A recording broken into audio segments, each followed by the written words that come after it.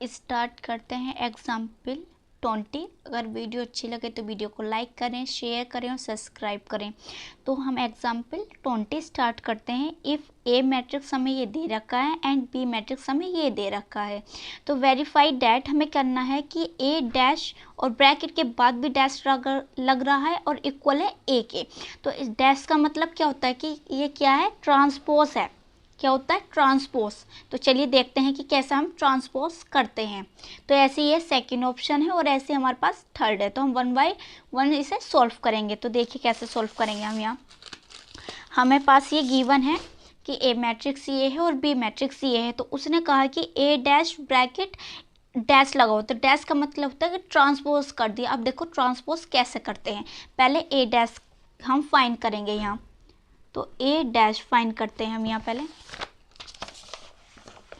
यहाँ ए dash find करते हैं। तो ए डैश फाइंड कैसे होता है, देखो ये जो है हमारे पास, ये देखो पहली रो है।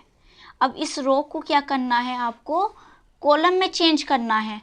तो देखो ये रो है, तो ये रो है तो इसे कॉलम में चेंज करेंगे। तो ऐसे तो करेंगे, देखो इसे हमने कॉलम में चेंज कर दिया। अब ये सेकेंड रो है तो इसे भी हम कैसे चेंज कर देंगे, रो को कॉलम में चेंज करेंगे। तो 4 2 0। तो ये हमने क्या करा, कॉलम में चेंज कर दिया है। बिल्कुल क्लियर हुआ यहाँ। अब देखो यहाँ, अब ये जो है ए डैश है, अब इसके ऊपर फिर डैश है ब्रैकेट के ऊपर। तो अब वो फाइंड करते हैं। तो मैंने क्या कहा आपको, रो को किस में चेंज करना है, कॉलम में चेंज करना है। तो ये रो है, ठीक है, ये रो है, ये फर्स्ट रो है, ये सेकंड रो है, ये थर्ड रो है। तो अब इस रो को उठाओ, तो इस रो को कॉलम में चेंज करो। यहाँ देखो ऐसे तो होगी, ये सेकंड रो उठाओ, यहाँ √3 अब यहाँ आ जाएगा। फिर यहाँ उठाओ ये, तो ये कॉलम में चेंज हो गया। तो अब ये देखो कि हमारे पास जो है ये है 3√2 3√3 दे रखा। तो ये क्या आ गया, ये ए डैश जो है वो इक्वल आ गया है ए के। तो यही तो वो कह रहा था कि फर्स्ट में इक्वल है तो इक्वल है। तो हमें बस ध्यान रखना है रो को कॉलम में चेंज करना। अब देखो सेकंड ऑप्शन हमें क्या कह रहा है यहाँ। सेकंड ऑप्शन है हमारे पास, ये क्या है देखो यहाँ, यहाँ लिखते हैं हम। सेकंड ऑप्शन में है कि जो a प्लस वी फिर डैश लगा हुआ, मतलब a प्लस वी करा फिर उसका ट्रांसपोज करा है। ठीक है, अब यहाँ देखते हैं कि ये इक्वल है या नहीं है। ठीक है, तो यहाँ देखो पहले a और b को प्लस करेंगे, देन जब उसका ट्रांसपोज करेंगे। आपने पहले ट्रांसपोज कर दिया तो ये हमारा फिर गलत हो जाएगा। तो पहले a प्लस वी करते हैं।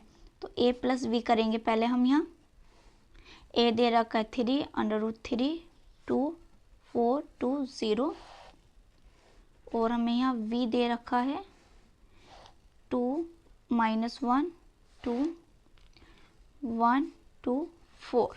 अब इसे क्या करो, पहले ऐड करो यहाँ।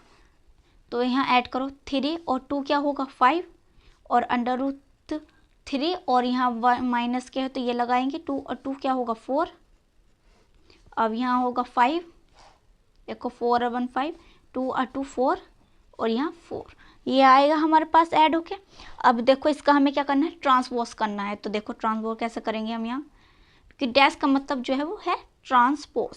तो ट्रांसपोज देखो कैसे होगा। अब यहाँ देखो ये पूरी हमारे पास क्या है, रो है, कॉलम में चेंज करो।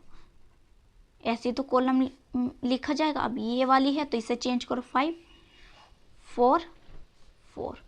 ठीक है, तो ये आपने क्या कर लिया, a प्लस वी और डैश करके हमने ये ट्रांसपोज निकाल दिया। अब इधर देखो पहले a dash plus b dash करना है। तो मतलब पहले a का जो है वो ट्रांसपोज करना है। तो a देखो हमारे पास ये गिवन है, a हमारे पास ये गिवन है देखो। तो ये रो है तो इसे कॉलम में चेंज कर देंगे हम। क्या आएगा 3, यहाँ आएगा देखो 3√3 और 2। अब ये वाली देखो रो है तो इसे कॉलम में चेंज करो। तो आएगा यहाँ हमारे पास 4 2 0। तो ये तो हो गया हमारे पास a डैश। अब यहाँ हम क्या करते हैं, b डैश फाइंड करते हैं।